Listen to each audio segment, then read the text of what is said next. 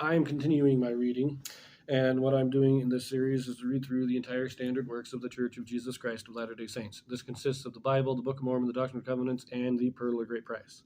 I am reading in a chronological order of events, not according to publication or volume, so I will be skipping around just a little bit as I move along. I am currently reading in the 25th chapter of Leviticus. This will be the second half of the chapter. I did the first half in the last video. This will be picking up in verse 25. The first half of this chapter talks about Sabbath years and the Jubilee every 50 years. So now we are picking up with the rest of this. Verse 25. If thy brother be waxen poor, and hath sold away some of his possession, and if any of his kin come to redeem it, then shall he redeem that which his brother sold. And if the man have none to redeem it, and himself be able to redeem it, then let him count the years of the sale thereof, and restore the overplus unto the man to whom he sold it, that he may return unto his possession. But if he be not able to restore it to him, then that which is sold shall remain in the hand of him that hath bought it, until the year of Jubilee. And in the Jubilee it shall go out, and he shall return unto his possession. If any man sell a dwelling house in a walled city, then he may redeem it within a whole year after it is sold. Within a full year may he redeem it. And if it be not redeemed within the space of a full year, then the house that is in the walled city shall be established forever to him that bought it throughout his generations. It shall not go out in the Jubilee. But the houses of the villages, which have no wall round about them, shall be counted as the fields of the country. They may be redeemed, and they shall go out in the Jubilee.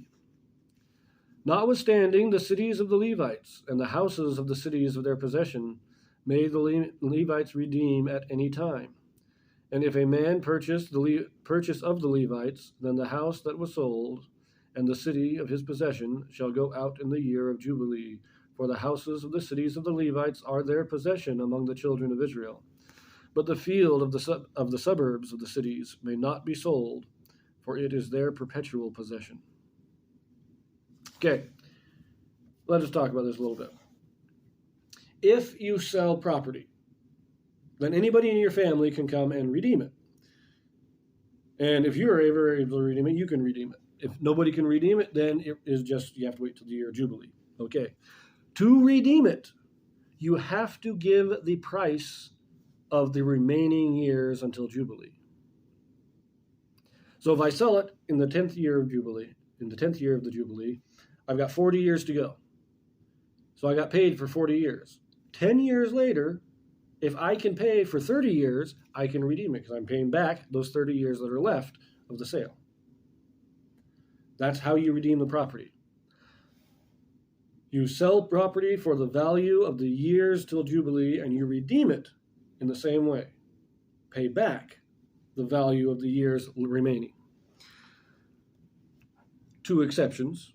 First of all, Levites. Nobody could buy the Levites' fields, the land, the agricultural land around the cities. Those could not be purchased except by Levites.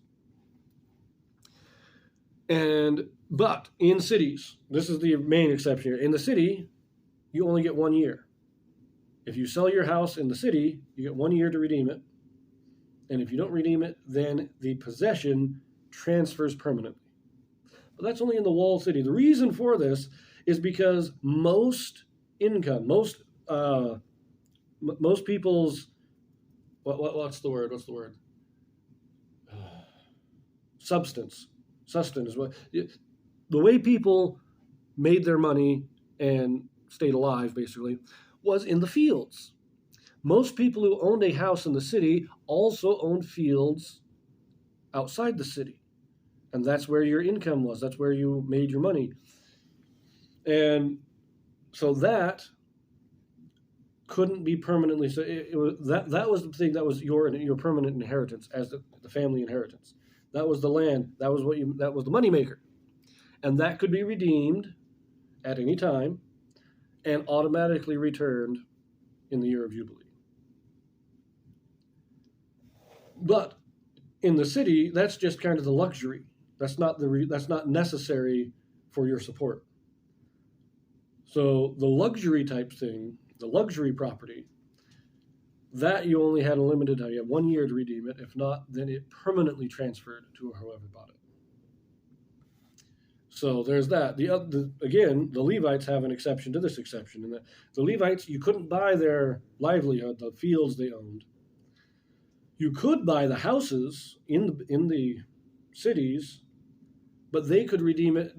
To them, that was like their fields. They couldn't sell the fields, and their houses were treated like the fields of the rest of Israel. They could redeem them at any time, and they had to be returned in the time of Jubilee. The reason for this, which we will see later on, is that when Israel went into Canaan, the land was divided between the tribes, and then between the families of each tribe, and so on. The cities were not. The land was given to the tribes, but the cities were not. Levi, on the other hand, the one tribe, Levi, was given cities as their inheritance. The only land they got was the land immediately around the cities that they were given. So these cities are the inheritance of Levi. Therefore, they are treated in the same way as the inheritance given to the other tribes. Anyways, let us see about finishing this chapter out. Verse 35. And if thy brother be waxen poor and fallen in decay with thee, then thou shalt relieve him, yea, though he be a stranger or a sojourner, that he may live with thee. Take thou no usury of him, or increase, but fear thy God, that thy brother may live with thee. Thou shalt not give him thy money upon usury, nor lend him thy victuals for increase. I am the Lord your God, which brought you forth out of the land of Egypt, to give you the land of Canaan, and to be your God. Usury is interest. So you can't loan somebody $100 and say you're going to have to pay me back 110, 10% interest. That was not allowed. Now it does say, though he be a stranger or a sojourner, and yet it also says, if thy brother be waxen poor. The strangers and sojourners, this refers to those who are not directly of Israel, but are still of the covenant. They have joined with Israel. They are circumcised. They are baptized. They are converted. They are strangers because they are not of Israel, but they are still of the covenant, and therefore they are still brethren. Verse 39.